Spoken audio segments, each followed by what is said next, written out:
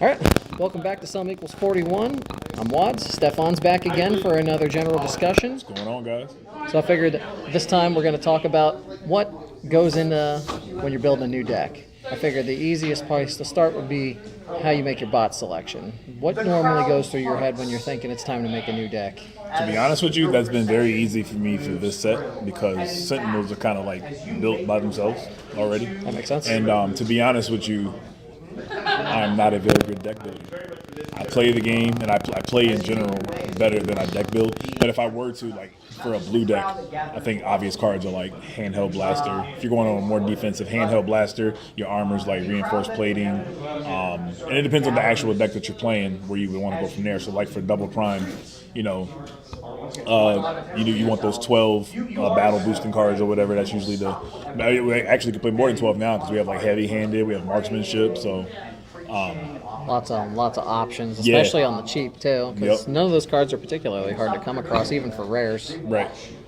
I think a lot of it is clear cut right now. Like unless you like build a deck that just has like 3 random bots that you're trying to find synergy with, for the most part, it's kind of clear cut right now. Like Aerial Bots is like the best blue deck right now. So for the most part, you start with Handheld Blaster. You start with the bigger they are because they're all small bots, so that makes sense. Security checkpoints, things like that. So you have about a fourth of your deck already set. And then after that, you just got to look and actually see what cards are relevant for the meta, things like that. Obviously, personal taste too. Yeah, and I think that comes towards the end. But like, because a lot of the cards are just obvious. Like obviously, you need the Enigma, so that's 3 other cards right there. Or even 2 to 3. I've seen a lot of people run 2. Yeah. Well, you have to play 3 now because of Sentinels. Like, so you can really try to get at least 2 in your hand before turn 5 when you combine. Because they're just ripping cards from your hand. Yeah. What they have to have is Espionage and/or combat commands. And/or also Mirage Flip. If they don't pay attention, like me, I always make sure I have my Mirage Flip back to alt mode the turn before they combine. Like when I know they have 4 guys flipped, I'll make sure Mirage is back in his alt mode. So on my turn, I can flip Mirage, take an Enigma. If they have another one, I'll take the other one with Espionage or combat commands. That makes sense. Just try to stop them from combining at all. Makes plenty of sense. So, I mean, personally for me, when it comes to deck building, you've played against me many times. Most of my decks are combo-driven jank. Right. Which is bold heavy. Bold heavy, tough Flip heavy. a lot of cards, yeah. I mean, you played against Nemesis Turbo, and that was nothing but combo-driven drivel. But hey, it worked a little bit.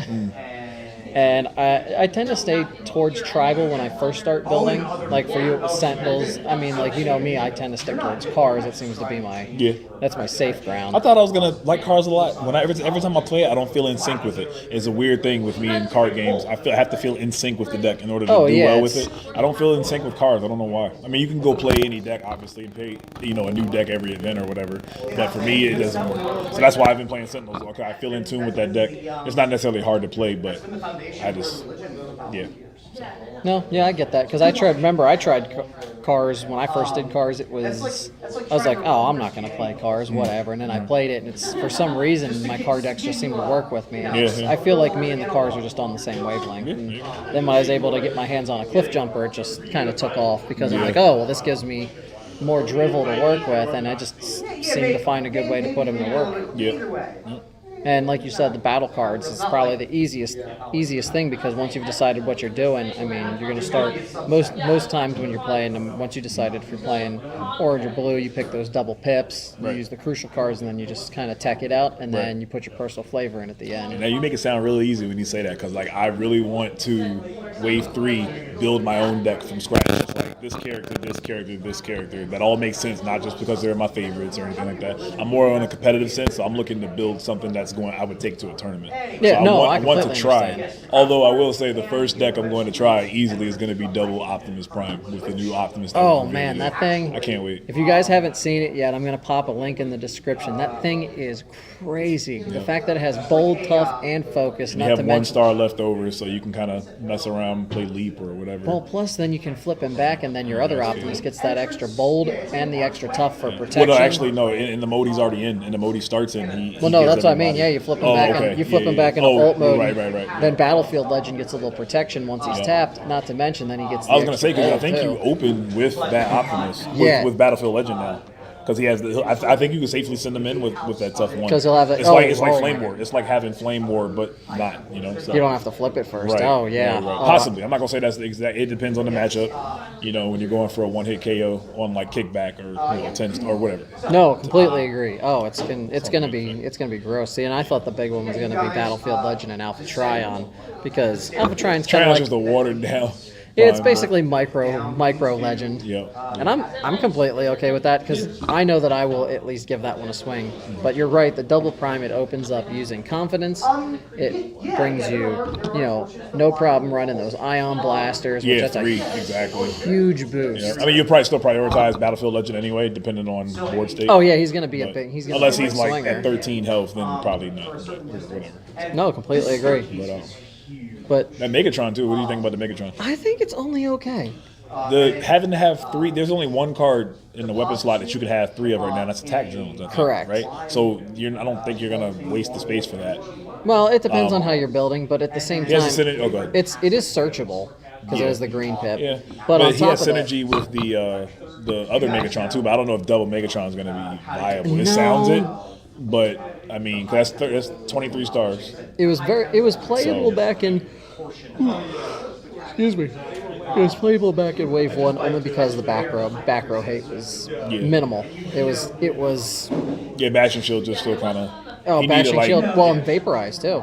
Just the fact Well, that. Bash and Shield, you always see it, but yeah. Yeah, well, and in blue decks, I mean, you can even splash it in there, and it's just it has so much utility. That's my biggest complaint with it. Not to mention, they're also dropping one extra defense. It stretches your health out so much more. Yeah, I do like him though. I'm looking in to see what the rest of the cards we get for the set, and I do want to try a deck with him because I do like him overall. He does a lot of direct damage. So I'm just trying to get him set up. First thing that comes to my mind are like new designs and Swindled. And then also even the reason why I say the other Megatron, because that Megatron, can't you play an upgrade when you flip him to his alt mode? Yeah, you can play an so extra that's upgrade. relevant in terms of playing one for the turn, flipping Because he him gets the back. bonuses for how many Right. weapons the other So like ones. Hunker Down becomes powerful in that sense where you flip it both back to the to alt mode, trigger that effect, and do some burn damage. So. Yeah, that was a big reveal. I was sitting there today, and I actually texted Smoker today, and I was like, oh man, we haven't seen Optimus Prime yet. I'm like, I am freaking out. I just ordered my Optimus Prime Siege action figure. And I was like, we really need to see him. And then all of a sudden they drop him. And the fact that the Optimus is a rare makes me excruciatingly happy. Yeah. Because if he would have been an SRT, They would have switched it, and that would have just been another slap in the face to Megatron too. So they gave him some respect and made him a super rare. Well, not only that. So we have him and Cog so far as super rares, right? Is that it? No, we've seen all the supers because we had Who else is it? Ultra Magnus. Oh, he's a super too. Okay, Yep. I didn't realize. Okay. Shockwave. Oh, so there's the 4. Yep. Is that 2 Autobots? Yep, 2 Autobots, 2. Two cons, yeah. Those are a lot more exciting than I will say for Wave 2. Wave 2s seemed okay, but like Windblade, combiners didn't take over the meta enough for her to be relevant, and even then, I have to say, I'm not really crazy about Cogman. yeah, he's probably the least wanted one. You probably won't be too excited if he's your super in your box. Well, honestly, the supers, I'm comfortable with whatever supers I can manage to it's get my all hands on. good. Yeah. The rares are where I feel like they're really hitting the home runs between Optimus, Alpha Trion, and all the other rares we've managed to see this time. They're just, some of them I think are worth it. The Fire Cons they just released, those things are crazy. I actually want to build that deck. You got 1 star left over, and that utility is what made me really like him. Oh too. yeah, not even that though. Just the fact that you can run Flame Feather in an aggro deck and he's defensible. I mean, that's crazy. Strong opening every time. And the one thing I listened to Wassie's video, link in the description, and I think he missed talking about sparring gear in that deck, and I was like, man. Well, and I might have missed it. I was driving. Yeah, no, but still, just just the fact that you can toss that in. That's an easily orange that helps with tough and put it on him. That's really relevant. Yeah. He has 3 defense too, right? I think. I think he has. Maybe I thought he had. No, he only has 1, but he can get he can get up to +5 off the oranges, and that's. Does he have tough or something? No, he doesn't have the onboard tough. But I mean, sparring gear, you're flipping. Oh, with the sparring gear, yeah. You're flipping. I thought he had tough or something. That's 5 defense. That's so high. Yeah. But the one thing that really kind of caught me, though, too, was, I mean, we're getting a lot of commons and uncommons, and it makes me smile that we're doing this, is all the state of the game, I feel, will shift a little bit with cards like Ratchet and Wheeljack, where you're starting with that extra card in your hand. For all the heal, the healing, maybe. Is that what you're talking about? The extra, just the extra card. Just the extra card in general. Just having I mean, Wheeljack, I think, is better than Ratchet. Ratchet's going to make for some fun decks because running things, it's going to give me a reason to run salvage for parts again.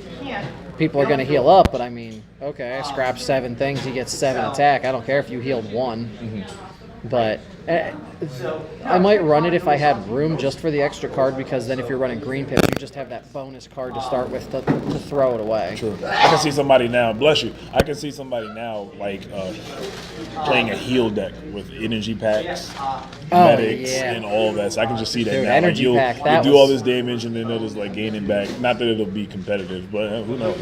I don't know. I know we talked about energy pack last week with Dreadwing, and I think Dreadwing decks will definitely run those. They'd be crazy to not at least try it, I think. Just think about infiltration. I think that's probably my favorite action. Favorite action from the. That was a crazy reveal. Take cover is okay, but there's not a whole lot of burn. Every time I see take cover, when I look at cards like take cover, immediately I think about a side deck. That would be a card you would side deck against decks. See, and I feel like for a side deck, they should do 6. It gives you the chance to run 2 sets of something, or three that's pairs such a random of number. I really think it'll be 15. Just like because they're. No, you're right. With Wizards running Magic and that being the standard there, I mean 40 being the minimum versus what 60 is the minimum in Magic, right? Yeah. I could see them scaling it down to 10. And I'd be okay with that. It gives me a chance to run 2 or 5. As long as I can play a sideboard, because that'll make it even more skill intensive. So, and speaking of that, that's one thing I want to talk about. So with infiltration, it's going to be really important to look at your opponent's flips, because throughout the game you're not going to know if they're playing it or not. But once you see it from their flips, you can actively play espionage that turn. Because remember, when they set a secret action, it gets scrapped on the end of your opponent's turn. Yeah, so you set it, and then I go, and then if I look through your scrap pile and I see an infiltration, I might think that might be infiltration. I'm playing an orange deck, and it's like, well, I'm probably going to play espionage or one shall stand or something this turn to bypass that and get it negated. Now, sometimes, obviously, there's nothing you can do about it. Or you can just not activate an orange action because it's going to get scrapped. I could see them throwing something in to balance it off later down the road, where you scrap a secret action and then you can play another action. Kind of like Mystical Space Typhoon, almost. Wait. Oh, like to scrap, like a vaporize for a secret action? Yeah, then you get a chance to throw another one down maybe or something. But then that's going to be kind of weird, though, because it's like scrap a secret action. That's probably all it's going to say. And we might start with that. What if you play against an opponent that's not even playing secret actions? I guess you just get rid of it for a green card. Yeah. Well, that could be, like you said, that could be more sideboardy. Yeah. I really just feel like you just kind of have to just be careful. There's nothing that's been too devastating that we've seen so far for secret actions, except infiltration. And I think infiltration can be played around easily if you can control it and if you're paying attention. If you're not paying attention and you just go play reckless charge, then you just easily negate it. Yep. So it's got to pay attention. So I'm really excited for that, because it makes people more aware and just not just recklessly playing cards. But I can 100% tell you, when secret actions do come out, we are going to see a ton of trap card memes. Yeah. Mostly, I'm excited. I say plenty from this guy. # Cup Life. Lots of memes over there. There you go. I'm also excited for that card because you don't have to necessarily just play it in blue. You can play it. It's a great card. I can just play it in my orange deck, So, well, it makes me wonder too. Like, I can see me putting that in Sentinels. With playing actions, I don't know if it showed up in a rules roundup. For secret actions, you flip one with Battlefield Legend. Can you slap that face down by grabbing it? They'll know what it is, but I feel like you have to play it, like literally play it if it's playable that turn. Like if you flip the one, I forgot what you draw to. Instead, it's a reverse data pad, security console, or whatever. I think like you couldn't activate that, but I think it has to be. Well, not actually trigger the card itself, but be able to lay it face down. Yeah, that's what I'm saying. I feel like that's something that's going to be on the rules roundup. Oh, I could see that. Yeah. That's a good question. If someone hasn't mailed it in yet, I could see it coming out. I'm not going to worry about it yet, just because tomorrow's Friday. Watch it be on there. Yeah. Oh, hey, I'd be 100% cool with that. But there you go. I'll say this: if it hasn't been addressed by the time Wave 3 comes out, I'll definitely send an email saying, hey, if you haven't answered this yet, take a look at this question. Yep. Relevant. I really don't know if I have much else to talk about as far as the reveals. We've had plenty of good stuff. Firecon, infiltration, the other card, they don't take any damage. Oh, They yeah, showed emergency that- defense that- field. That thing is crazy. Ugh. It's going Too to be much of it. wishy-washy. I'm a gambler, but I'm not trying to gamble with that. I don't know. It is. I would. But I 100% think would. I can see that making me really annoyed It could. Oh, by my God. it working. Especially just like against me. the Like, game we just played. I mean, how many attacks ended up where I was taking like 6 or 8 damage? Yeah. That could be huge. Just blocking too. If you can could be manipulate huge. it, yeah, because like only thing I can think of you manipulating it with is a recon system, because recon system you can see their flips and you see your flips and then you do the math and add or take away. At first glance, I think that works, right? It Because you could, do your because you- flips and then you scrap one of your cards of your flips. Before without applying its icon. That's true. Right. So, but that being a star that's a card, lot of that's setup though. well. Also, you could do it with security console too. It's like you draw blue. You draw a blue. Do you want to stack that double blue? But or- you still don't know what your other card is going to be. Also You can true. flip a double blue, then a white, and all of a sudden it scales off, and then it doesn't work how you want. I'm But a we'll gambling see. man. I will 100% be running. I am too, but not with that. I mean, it's cool though. Like I said, I definitely seeing some play. I could see some High table risk, flipping high action, especially like at the end of a big like a case tournament. That thing changes the landscape of the game on that crucial last turn. It's I like, hope not, boom. because you know what? At the end of the 6. day, it's still an armor, so I'll just bash Oh it. yeah, you can bash it to hell. I can see a card like that going to 1.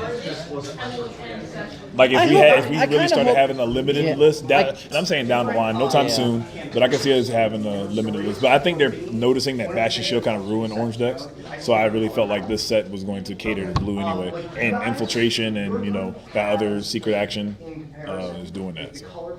Well, here the only thing I can think of is, or at least that I think should happen, is instead of they should have a ban list and a go list. Like having to worry about whether I have 1, 2, or 3 of something in my deck is, I feel like that's putting too much thought into it. I want to know if I can either play it or not play it, and I feel like that's where they should leave it. And I think that could be entirely fair. If a card's gaining too much ground, bye. Or they might do set rotation, because Yu-Gi-Oh does actual ban lists and limited cards. Magic So does ban use, yeah. 1, 2, 3, but they do set rotation, so they don't do I can see semi-limiting cards. there was every day. people talking So, about that today on the Facebook Yeah. group. Once we get enough waves, though, we only have 3 now. I don't see it happening, but if we get like 5 or so waves, I could see around wave 6 I can it see happening too. I think is what someone excluding said. wave 2, and that means no bash and shit. And then all of a sudden, blue decks really thrive. I was saying too in the comments, I'm like, I look forward to and both fear the day that Battlefield Legend retires, because I love that card. That was the first Oh, card. like no wave 1 cards.